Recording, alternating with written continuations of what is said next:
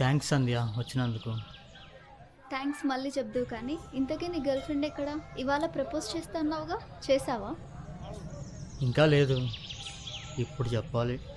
ఏంటి? ఏం లేదు సంధ్య, నీకో విషయం చెప్పాలి. చెప్పు.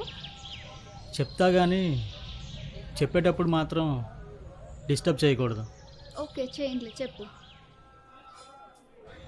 ఎందుకో తెలియదు కానీ నిన్ను చూసిన రోజు నుంచి నాకు నేను కొత్తగా కనిపిస్తున్నా. నా పరిచయం నీకేమిచ్చిందో నాకు తెలియదు కానీ నీ పరిచయం మాత్రం నాకు ఒక కొత్త ప్రపంచాన్ని పరిచయం చేసింది. నిన్ను ప్రేమించాకే అర్థమైంది, ప్రేమ అంటే ఎదుటివారిని అర్థం చేసుకోవడం మాత్రమే కాదు, వారి చేత అర్థం చేసుకోబడ్డం కూడా అని. నువ్వు నన్ను ఎందుకు ప్రేమించాలంటే తెలీదు కానీ నీ మీద నాకున్న ప్రేమ మాత్రం కాలంలో కలిసిపోయేంత కాదు, చిరస్థాయిగా నిలిచిపోయేంత. I love you, I love you Sandhya.